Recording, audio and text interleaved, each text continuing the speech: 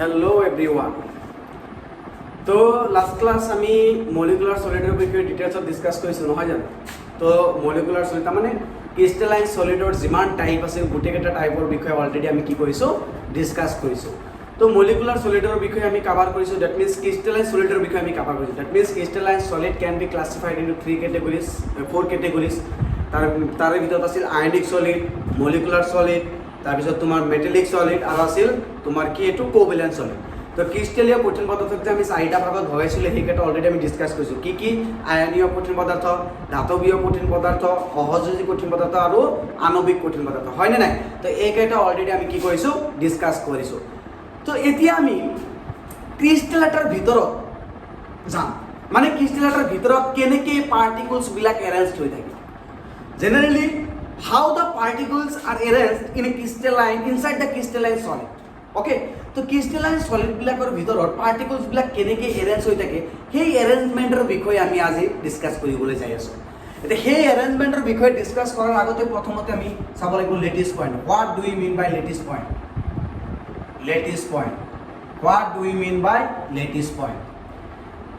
এতিয়া lattice point বস্তুটো যদি তুমি জানিব খোজা তো প্ৰথমতে চোৱা, মই কেইটামান পাৰ্টিকল লৈছো যিবিলাকৰ দ্বাৰা এটা ক্ৰিস্টালাইন সলিড ফৰ্ম হৈছে। Let us consider some particles by which a crystalline solid is formed. Okay, তো suppose particle এটা ইয়াত আছে, ধৰি লৈছো particle এটা ইয়াত আছে, particle এটা ইয়াত আছে, particle এটা ইয়াত আছে। One particle is present in this position, another one present at is. Suppose particle বিলাক এনেকৈ arranged হৈ আছে, ঠিক আছে? এতিয়া চোৱা, এই পাৰ্টিকল বিলাক যদি মই জয়েন কৰি যাওঁ, এই পাৰ্টিকল বিলাক যদি মই জয়েন কৰোঁ, পাৰ্টিকল বিলাক যদি মই জয়েন কৰোঁ চোৱা, পাৰ্টিকল বিলাকে যদি এটা জয়েন কৰোঁ, এটা ষ্ট্ৰাকচাৰ আহিছে নে? এটা ষ্ট্ৰাকচাৰ আহিছে ন? পাৰ্টিকল বিলাক জয়েন কৰিলে কি আহিছে? এটা ষ্ট্ৰাকচাৰ আহিছে নে নাই? এটা কিউবয়েডৰ নিচিনা শ্বেপ আহিছে। এতিয়া চোৱা, এতিয়া যদি মই আৰু কিছু পাৰ্টিকল ভৰাই দিওঁ, চাপোজ এনেকুৱা,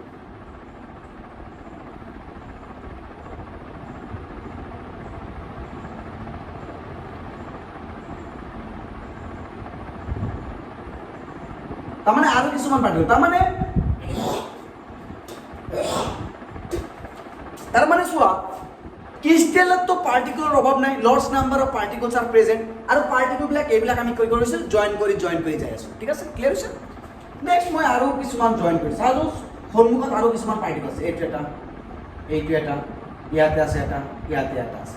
তো এইবিলাকো আমি জয়েন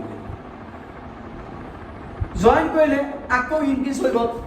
এতিয়া সাপোজ তলত কিছুমান পাৰ্টিকল আছে, ইয়াতে আছে, ইয়াতে আছে, ইয়াতে আছে, ইয়াতে আছে, এইবিলাক আমি জয়েন কৰি দিম, জয়েন কৰি দিলে তলতো তেনেকুৱা ষ্ট্ৰাকচাৰ এটা পাবা, ঠিক আছে? নেক্সট তুমি ইয়াতেও জয়েন কৰি, ইয়াতেও বোলে কি আছে পাৰ্টিকল বিলাক আছে, এইটো জয়েন কৰি দিবা।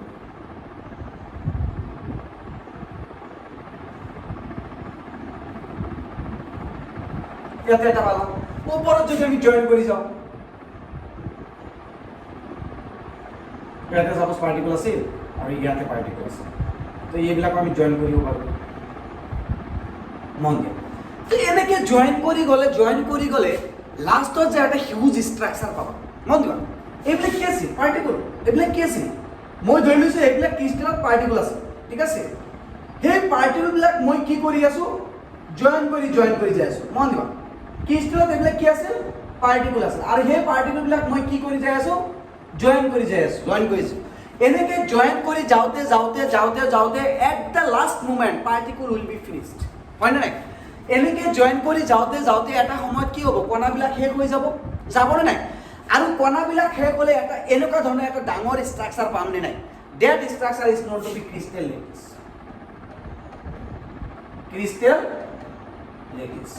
সেই ষ্ট্ৰাকচাৰটো মই কি বুলি কওঁ? ক্ৰিষ্টেল লেটিছ আৰু ক্ৰিষ্টেল চিষ্টেমো বুলি কওঁ। Crystal system. তো চোৱা, ক্ৰিষ্টেলাইন সাবষ্টেন্সৰ ভিতৰত পাৰ্টিকল বিলাক, এইবিলাক ধৰি লৈছোঁ সব পাৰ্টিকল আছে, এইবিলাক সব পাৰ্টিকল আছে, আৰু এই পাৰ্টিকল বিলাক মই জয়েন কৰি গৈছোঁ। জয়েন কৰি গ'লে এটা সময়ততো পাৰ্টিকল শেষ হ'ব। মই কি কৈ আছোঁ বুজি পাইছা না? এটা সময়ততো এনেকৈ জয়েন কৰি গ'লে এটা সময়ততো কণা শেষ হ'ব। আৰু কণা শেষ হোৱাৰ পিছত এনেকৈ জয়েন কৰাৰ পিছত এটা ডাঙৰ ষ্ট্ৰাকচাৰ পামনে নাই? নিজে ভাবা প্ৰেক্টিকেলি তুমি ভাবি চোৱা এটা ডাঙৰ পাৰ্টিকল পামনে নাই ডেট এটা ডাঙৰ ষ্ট্ৰাকচাৰ পামনে নাই that structure is not to be crystal lattice or crystal system এতিয়া মন দিয়া এই যে এটা যে পাৰ্টিকল আছে this particles all the particles are known to be lattice point এই গোটেই কেইটা পাৰ্টিকল বিলাকক মই কি বুলি কওঁ লেটিছ পইণ্ট বুলি কওঁ তাৰ মানে কঠিন পদাৰ্থ এটা যি কণাৰ দ্বাৰা গঠন হৈছে সেই কণাকে কি বুলি কোৱা হয় লেটিছ বিন্দু বুলি কোৱা হয় ইংলিছত কি বুলি কয় লেটিছ পইণ্ট তাৰ মানে the particles by which a crystalline solid is formed is known to be lattice point ক্ৰিষ্টেলীয় কঠিন পদাৰ্থত যি বা ক্ৰিষ্টেলীয় কঠিন পদাৰ্থটো যিটো কণাৰ দ্বাৰা গঠন হৈছে তাকে লেটিছ পইণ্ট বুলি কয় তাকে লেটিছ বিন্দু বুলি কয় যদি পৰমাণুৰ দ্বাৰা গঠন হৈছে তেতিয়া আমি লেটিছ পইণ্ট বা লেটিছ বিন্দু কি বুলি ক'ম এটম বুলি ক'ম বা পৰমাণু বুলি ক'ম যদি ধাতুৰ দ্বাৰা গঠন হৈছে তেনেহ'লে লেটিছ পইণ্ট বা লেটিছ বিন্দু আমি ধাতু বুলি ক'ম যদি তোমাৰ এটম কি কয় আয়নৰ দ্বাৰা ফৰ্ম হৈছে তেনেহ'লে লেটিছ পইণ্টটো কি আয়নছ যদি কঠিন পদাৰ্থটো যদি আয়নৰ দ্বাৰা গঠন হয় তেনেহ'লে লেটিছ বিন্দু আয়ন তাৰমানে the particles by which a crystalline solid is form is known to be lattice point তো ক্ৰিষ্টেলীয় কঠিন পদাৰ্থ এটা যি কণাৰ দ্বাৰা গঠন হয় সেই কণাটোকে মই কি বুলি কওঁ লেটিছ বিন্দু বুলি কওঁ আৰু এই লেটিছ বিন্দুৰ দ্বাৰাই ক্ৰিষ্টেল এটা গঠন হয় তাৰমানে ক্ৰিষ্টেলবিলাক কিহৰ দ্বাৰা গঠন হয় পৰমাণু অণু বা আয়ন এইবিলাকৰ দ্বাৰা আৰু সেইবিলাক জইন কৰি গ'লে মই এটা ডাঙৰ ষ্ট্ৰাকচাৰ পাম এটা সময়তো পৰমাণু অণু শেষ হ'বই ক্ৰিষ্টেলত তো শেষ হোৱাৰ পিছত মই যি ডাঙৰ বাল্কি ষ্ট্ৰাকচাৰ এটা পাম যি ডাঙৰ গঠন এটা পাম সেই গঠনটোক মই কি বুলি ক'ম ক্ৰিষ্টেল চিষ্টেম বা ক্ৰিষ্টেল লেটিছ বুলি ক'ম ঠিক আছে and each and every point that means each and every particles present in the crystal is known to be lattice point তো ক্ৰিষ্টেলীয় কঠিন পদাৰ্থ এটা থকা প্ৰত্যেকটো পাৰ্টিকল প্ৰত্যেকটো কণাক মই কি বুলি কৈছোঁ লেটিছ বিন্দু বুলি কৈছোঁ ইজ ইট ক্লিয়াৰ এইখিনি ক্লিয়াৰ হৈছে তো তোমালোকে এইখিনি বস্তু অলপ ৰাফলি তুলি ল'বা দেই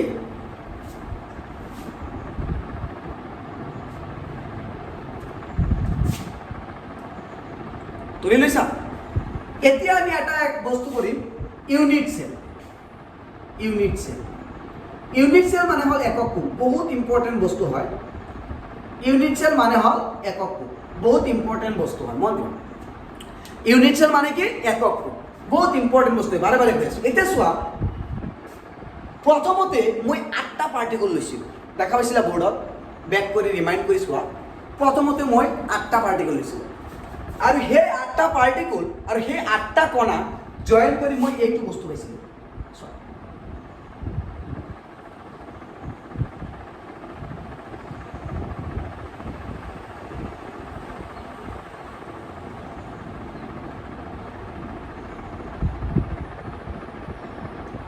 সেই 8টা জইন কৰি এইটো চোৱা ডাবল যিটো হৈ আছে মান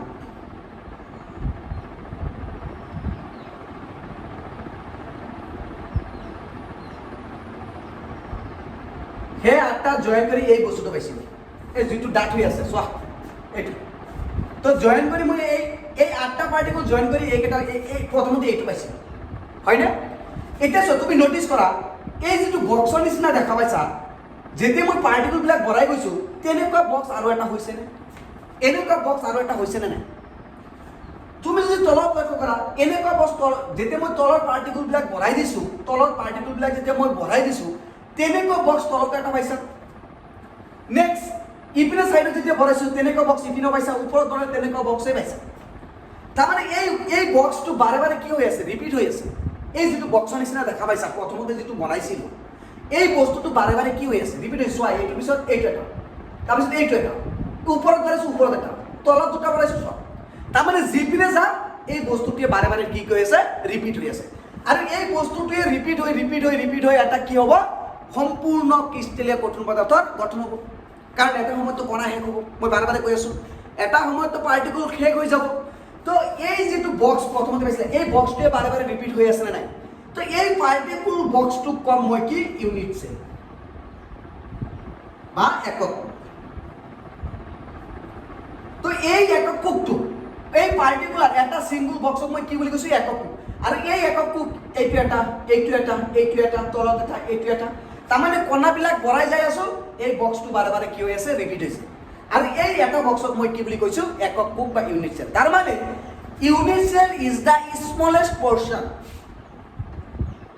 unit cell is the smallest portion of a crystal by repeating which an entire crystal is formed. মন দিবা। तो एকক कोष की unit cell is the smallest portion of a crystalline crystal by repeating which an entire crystal is formed. तार माने एকক कोष होइसे क्रिस्टेलीय कठिन पदार्थर एक क्षुद्रतम अंग जार पुनरावृत्ति घटी बारे बारे आइ आछे ना, एटुए बारे बारे रिपिट होई आछे ना, जार पुनरावृत्ति घटी एक सम्पूर्ण क्रिस्टेलीय कठिन पदार्थर गठन। क्लियर আছে? एकदम सिम्पल भाषात কৈছো, এই বস্তুটোৱে বাৰে বাৰে ৰিপিট হৈ আছে, এই বস্তুটোৱে বাৰে বাৰে ৰিপিট হৈ আছে। মন দিবা, সেইকাৰণে এই সৰু বস্তুটোৱে বাৰে বাৰে আহি আছে মানে, গতিকে এই সৰু বস্তুটোক মই কি বুলি কৈছো, ইউনিট চেল বুলি কৈছো। আৰু এই সৰু বস্তুৱে বাৰে বাৰে আহি থাকে, আৰু আহি থাকি থাকি এটা সময়ত কণাও শেষ হ'ব, এই বস্তুটো গঠন হোৱাও শেষ হ'ব। সেইকাৰণে এই সৰু বস্তুটোৰ দ্বাৰা ষ্টাৰ্ট হৈছে, আৰু এই সৰু বস্তুৱে বাৰে বাৰে কি হৈ আছে, ৰিপিট হৈ আছে। আৰু এই সৰু বস্তুটোকে মই কি বুলি কৈছো, একক কোষ বুলি কৈছো। ओके, तार माने एকক कोष माने कि बुझो जे एকক कोष होइसे क्रिस्टेलीय कठिन पदार्थर एटा सरू अंग जार पुनरावृत्ति घटी एटा सम्पूर्ण क्रिस्टेलीय कठिन पदार्थ गठन। Unit cell is the smallest portion of a crystal by repeating which an entire crystal is formed. Clear होइसे? तो लेडिज पॉइंट আমি কি কলো যে ক্রিস্টেলটো যেটো কণাৰ দ্বাৰা গঠন হৈছে তাকে আমি লেটিস বিন্দু বুলি কওঁ। The lattice point माने कि the particles by which a crystal is formed is known to be lattice point. Okay. और lattice point black add करी जाते जाते एक डांगर structure हम that Dangar structure is known to be crystal system. Okay. और unit cell की बोली कुछ crystal system एक unique एकदम होरो portion है, एकदम होरो एक की है अंक है। तो I think इकिनी बस्तु तुम्हारे क्लियर होइसे। Okay. तो इकिनी बस्तु तुम्हारे राफ कपि तुली लो बा नोट कपि तुली लो। আকৌ ইংলিছত মই লিখি দিছো, এছামিছত আকৌ কৈ আছো। একক কোষ হৈছে ক্রিস্টেলীয় কঠিন পদাৰ্থৰ এটা সৰু অংগ যাৰ পুনৰাবৃত্তি ঘটি এটা সম্পূৰ্ণ ক্ৰিস্টেলৰ গঠন হয়। ওকে, এইখিনি বস্তু তোমালোকে লিখি লোৱা, মই মুছি নিদিওঁ, ভালকৈ লিখি লোৱা।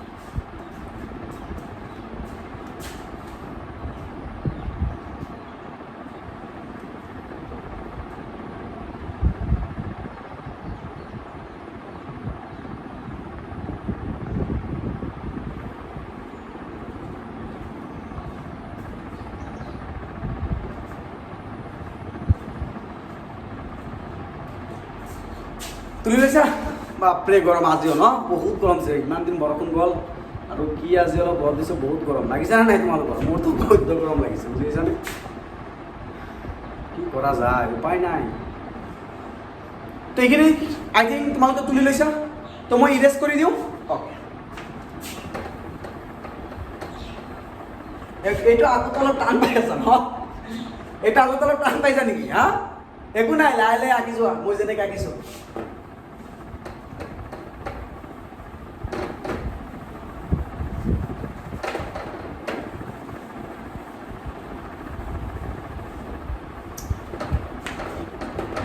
तो আমি ইউনিট সেল পালো, আহিব চেপ্টাৰৰ মেইন পইণ্ট ইউনিট সেল, একক কোষ। এইটোৱে চেপ্টাৰ মেইন পইণ্ট। গোটেই চেপ্টাৰতে এতিয়া আমি একক কোষ একক কোষ একক কোষ, অনলি ইউনিট সেলৰ বিষয়ে আধা ডিছকাছ কৰিম। এতিয়া 3-4টা ক্লাছ খালি এইটোৱে ডিছকাছ কৰিম, ইউনিট সেল আহিব মেইন পইণ্ট। অ'কে, সেইকাৰণে মই কৈছোঁ ইম্পৰ্টেণ্ট পইণ্ট। এতিয়া মই পঢ়িম types of unit cell. Types of unit cell, একক কোষৰ প্ৰকাৰ।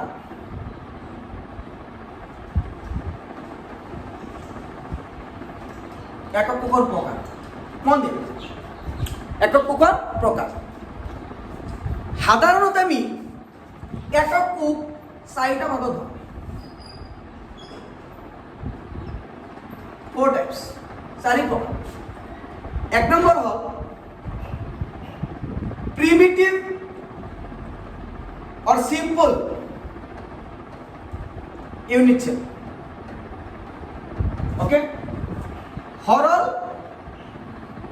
একক কোষ, সরল একক। 2 নম্বর চাবা বডি সেন্টার্ড ইউনিট সেল। কি বুলি কোৱা হয়? দেহ কেন্দ্ৰিক একক কোষ। 4 নম্বৰ চোৱা ফেস সেন্টাৰ্ড ইউনিট সেল। অসমীয়া হল পৃষ্ঠকেন্দ্ৰিক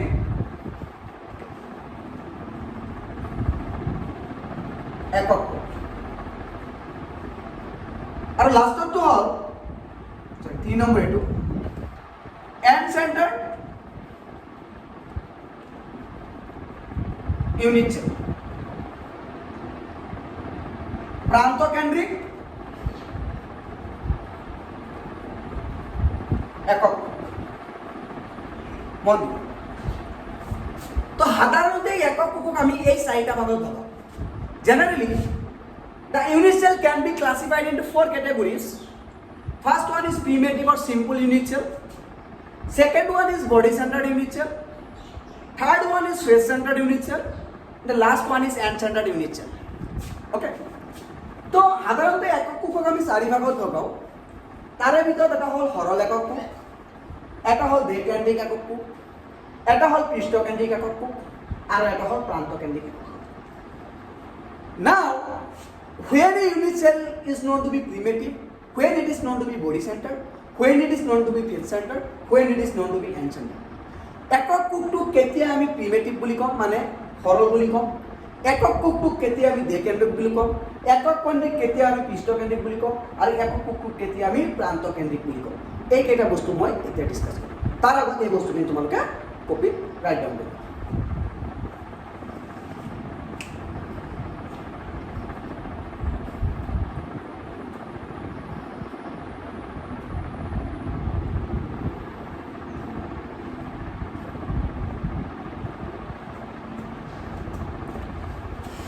মাজে মাজে যাওঁ ন ক'ৰবাত ফুৰি ভাল লাগে, বুজিছানে? তোমালোকে তুলিব দি ঘূৰি আহোঁ মাজে মাজে। হৈছে তুলিছা? তো এটা এটাকে আমি কি কৰিম এতিয়া ডিছকাছ কৰিম। মই ইৰেজ কৰি দিলোঁ দেই, উপায় নাই, নহ'লে ড্ৰ কৰিব নোৱাৰিম।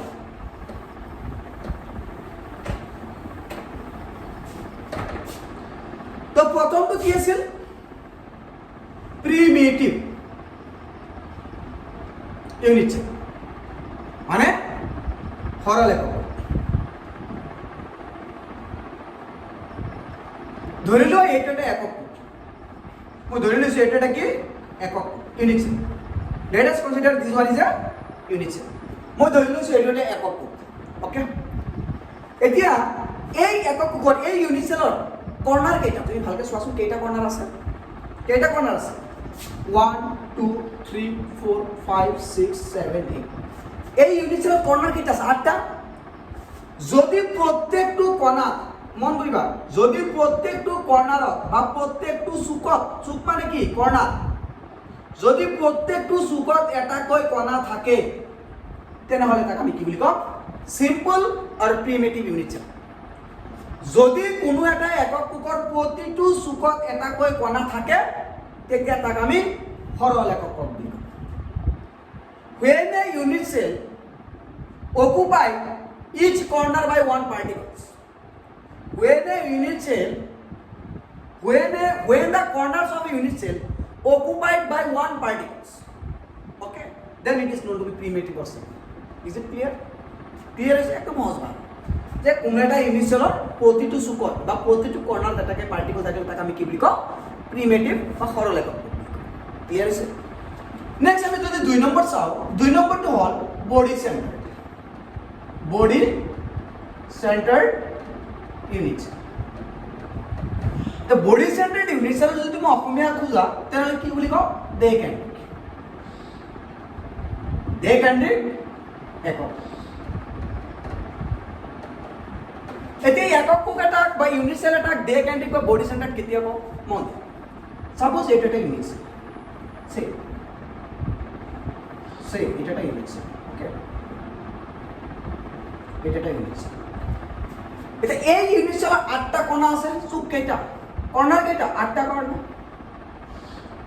8টা কর্নারত 8টা পার্টিকল আছে that means the corner of the each corner of the unit cell occupied by one particles as well as one particles present at the center of the body তার মানে এটা একক কোষৰ প্ৰতিটো চুকত এটা কৈ কণা থকাৰ উপৰিও সেই একক কোষৰ দেহৰ কেন্দ্ৰত এই চোৱা এই ইউনিট সেলৰ দেহ কোনটো এইটো কেন্দ্ৰ কোনটো এইটো তো এটা একক কোষৰ প্ৰতিটো চুকত এটা কৈ কণা থকাৰ উপৰিও সেই দেহৰ কেন্দ্ৰত এটা কণা যদি থাকে উপৰিও এটা যদি দেহৰ কেন্দ্ৰত থাকে তেতিয়াহ'লে তাক আমি কি বুলি কওঁ দেহ কেন্দ্ৰিক বা body centre is it clear that means each of the corner of a unit cell is occupied by one particle as well as one particle present at the center of that particular unit cell then it is known to be body center তো কোনো এটা একক কোষৰ প্ৰতিটো চুকত এটাকৈ কণা থকাৰ উপৰিও সেই একক কোষটোৰ দেহৰ কেন্দ্ৰত কণা থাকিলে তাক আমি কি বুলি কওঁ দেহ কেন্দ্ৰিক একক কোষ ইজ ইট ক্লিয়াৰ নেক্সট আমি যদি 3 নম্বৰ চাওঁ 3 নম্বৰটো কি আছে face centre unit cell face centre unit সেলৰ অসমীয়া হ'ল দেহ কেন্দ্ৰিক পৃষ্ঠ কেন্দ্ৰিক একক এতিয়া চোৱা মই এটা ইউনিট সেল সাপোজ এইটো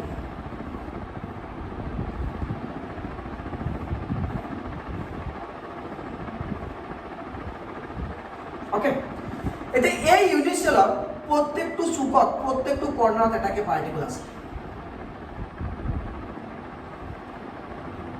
ওকে প্ৰত্যেকটো চুকত কি আছে এটাকে পাৰ্টিকল আছে এতিয়া এইটো এটা লুডু গুচি নিচিনা লাগিছে না তোমালোকে তো লুডু খেলি পাইছা না কোনোবা খেলি পোৱা নাই হা লুডু খেলি পাইছা না কোনোবাই যদি পোৱা নাই আজি এটা লুডু কিনি আনিবা লুডু কিনি আনি লুডু গুটিটো চাবা এইটো চোৱা লুডু গুটি নিচিনা লাগিছে না এতিয়া লুডু গুটি এটাত কেইটা ফেজ থাকে কেইটা পৃষ্ঠ থাকে চাবা 6টা পৃষ্ঠ থাকে ঠিক আছে তো ইয়াতো 6টা পৃষ্ঠ আছে এতিয়া মন দিয়া কোনো এটা একক কোষৰ প্ৰতিটো চুকত এটাকৈ কণা আছে তাৰে উপৰি তাতে যি কেইটা পৃষ্ঠ আছে মই কৈছো কেইটা পৃষ্ঠ আছে 6টা প্ৰত্যেকটো পৃষ্ঠৰ এতিয়া চোৱা এইটো এটা ওপৰৰ পৃষ্ঠ এইটো কি ওপৰৰ পৃষ্ঠ এই পৃষ্ঠৰ কেন্দ্ৰত এটা আছে নেক্সট এইটো কি এইটো তলৰ পৃষ্ঠ ইয়াৰ পৃষ্ঠৰ কেন্দ্ৰত এটা আছে নেক্সট এইটো কি এইটো সাইডৰ পৃষ্ঠ ইয়াৰ কেন্দ্ৰত এটা আছে এইটো কি এইটো সাইডৰ পৃষ্ঠ ইয়াৰ কেন্দ্ৰত এটা আছে নেক্সট ওয়ান এইটো কি ব্যাক ফেস এইটো পিছৰ মানে পৃষ্ঠ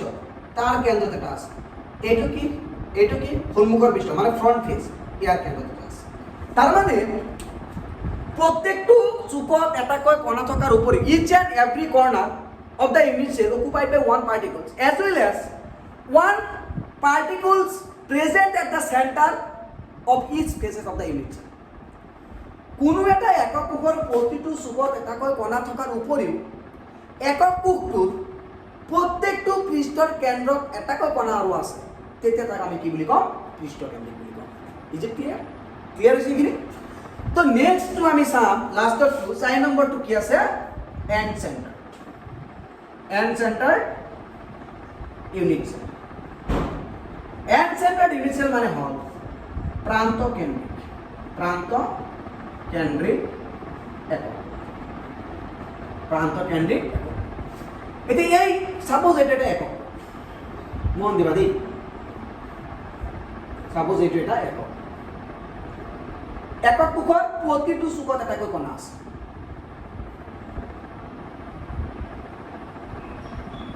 এতিয়া অলপ আগত কৈছো ইয়াৰ ফেস কেইটা ইয়াৰ পৃষ্ঠ কেইটা 6টা তাৰমানে কিমান জোৰ 3 জোৰ তাৰমানে কিমান পেয়াৰ 3 পেয়াৰ্স এতিয়া কোনো এটা একক কোষ আছে তাৰ প্ৰতিটো চুকত এটাকৈ কণা আছে এতিয়া ইয়াতে 3 পেয়াৰ ফেস আছে মানে পৃষ্ঠ কিমান 6টা আছে তাৰমানে কিমান জোৰ 3 জোৰ 3 জোৰৰ যিকোনো এজোৰ লোৱা তুমি 3 জোৰৰ কিমান জোৰ ল'বা যিকোনো এজোৰ ল'বা যিকোনো 1 পেয়াৰ ল'বা আৰু সেই ওৱান পেয়াৰটো অপজিট টু ইচ আদাৰ হ'ব লাগিব আৰু সেই যি ওৱান পেয়াৰ লৈছা যিটো এজোৰ লৈছা সেই এজোৰ কি হ'ব লাগিব এটা আনটোৰ বিপৰীত হ'ব লাগিব তাৰমানে তুমি যদি এই ওপৰৰ পৃষ্ঠটো লোৱা তুমি যদি এই আপাৰ ফেচটো লোৱা তুমি কি ল'ব লাগিব তলৰ পৃষ্ঠ ল'ব লাগিব লয়াৰ ফেচ ল'ব লাগিব ঠিক আছে যদি তুমি এইটো ফেচ লোৱা এইটো ল'ব লাগিব যদি তুমি পিছফালৰটো লোৱা আগফালৰটো ল'ব লাগিব তাৰমানে 6টা ফেচ মানে 3 পেয়াৰ্স মানে 6টা পৃষ্ঠ তাতে কিমান পেয়াৰ আছে 3 পেয়াৰ 3 পেয়াৰত তুমি 1 পেয়াৰ লোৱা 3 জোৰৰ তুমি একজোৰ লোৱা আৰু সেই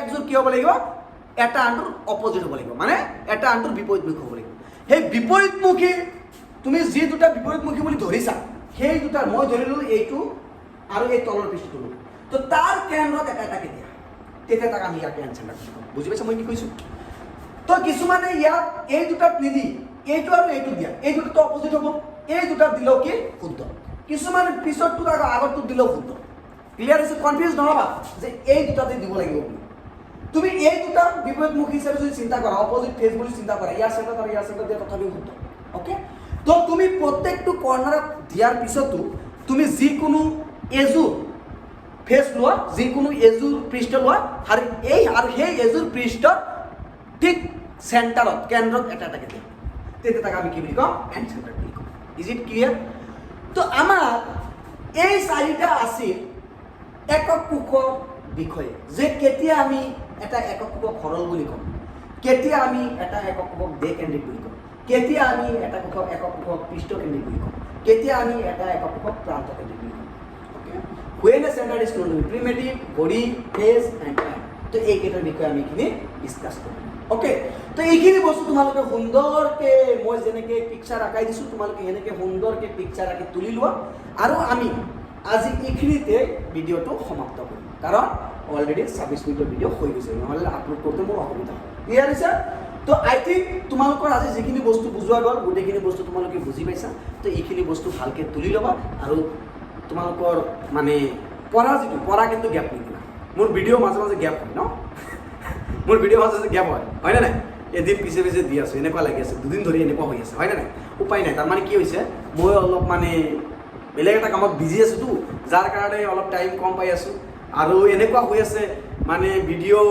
মানে আপলোড হওঁতে কাটি যায় সেইকাৰণে টাইম লয় এনেকুৱা মানে বহুত মানে ইণ্টাৰনেল এক্সটাৰ্নেল ফেক্টৰে বহুত ঘেৰি ৰাখিছে বুজি পাইছে সেইকাৰণে ভিডিঅ' বনাওঁতে অলপ লেট হয় বা তোমালোকৰ পাওঁতে অলপ দেৰি হয় তো যিয়ে নহওক তো আজি যিখিনি বস্তু শিকালোঁ নিশ্চয় তোমালোকে বুজি পাইছা তো এইখিনি বস্তু ভালকৈ তুলি ল'বা আৰু ঘৰত পঢ়াবিলাক ভালকৈ পঢ়ি থাকিবা ক্লিয়াৰ হৈছে থেংক ইউ